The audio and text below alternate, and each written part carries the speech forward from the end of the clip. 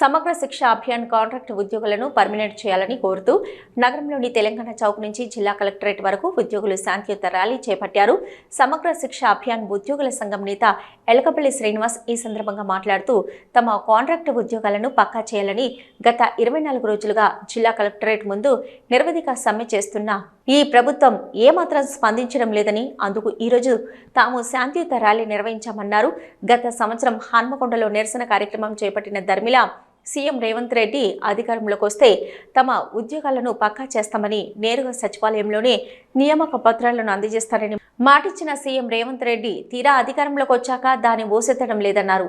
గత 18 సంవత్సరాలుగా చాలని వేతనంతో దుర్భర జీవితాలను అనుభవిస్తున్న తమ ఉద్యోగాలను పక్కా చేసి తమను ఆదుకోవాలన్నారు.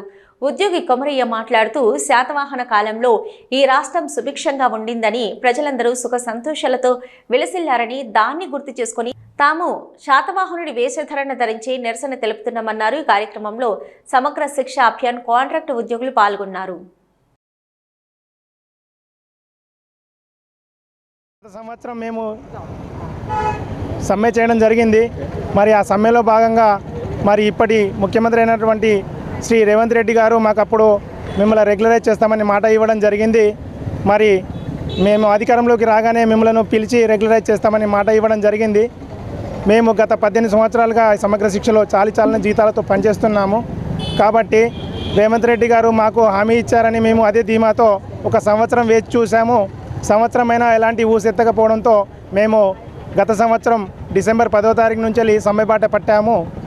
ఆ సమ్మెలో భాగంగా ఇవాళ 24వ రోజు శాంతియుత ర్యాలీ మేము గీతాభవన్ చౌరస్తా నుండి కలెక్టరేట్ వరకు తీయడం జరిగింది. దీనిలో ముఖ్య భాగంగా చెప్పేది ఏంటంటే, అయ్యా రేవంత్ రెడ్డి గారు ఇప్పటికీ మీ మీద నమ్మకం ఉంచి మేము ఈ శాంతియుత ర్యాలీ చేస్తున్నాం, శాంతియుతంగానే సమ్మె చేస్తున్నాము. మీరిచ్చిన మాటను నిలబెట్టుకొని మా జీవితాల్లో వెలుగు నింపుతారని మేము ఆశిస్తున్నాము. వెలసిలిందో ఈరోజు తెలంగాణ రాష్ట్రంలో రేవంత్ రెడ్డి గారు వచ్చిన తర్వాత కూడా వాళ్ళు మాకు హన్మకొండలో హామీ ఇచ్చారు. మేము కనుక అధికారంలోకి వచ్చిన వెంటనే మేము వాళ్ళందరినీ రెగ్యులర్ చేస్తామని హామీ ఇచ్చారు. రేవంత్ రెడ్డి గారు హామీ ఇచ్చిండ్రు అంటే తప్పకుండా మమ్మల్ని అందరూ రెగ్యులర్ చేస్తామని మేము ఆశాభావం వ్యక్తం చేస్తున్నాం. మా జీవితాల్లో వెలుగు నింపుతారని మేము పక్కా ఉన్నామండి, ధీమాతో ఉన్నాం. రెగ్యులర్ చేస్తారు. రేవంత్ రెడ్డి గారు మాట ఇచ్చిందంటే తప్పేవారు కాదు. 24 రోజుల నుంచి ఇక్కడ సమ్మె చేస్తున్నాం కదా అండి. అప్పుడు శ్రీకృష్ణదేవరాయల పరిపాలన కాలంలో మొత్తం స్వర్ణయుగంగా వెలసిల్లింది. కాబట్టి ఈరోజు కూడా మమ్మల్ని అందరినీ రెగ్యులర్ చేసి మమ్మల్ని కూడా ఒక స్వర్ణయుగం లాగా చూసి మమ్మల్ని అందరూ రెగ్యులర్ చేసి మా జీవితాలు వెలుగు నింపుతాడని సీఎం రేవంత్ రెడ్డి గారి మీద మాకు ఆశ ఉందండి. పక్కా చేస్తారు. హామీ ఇచ్చారు కాబట్టి అమలు చేస్తాడు.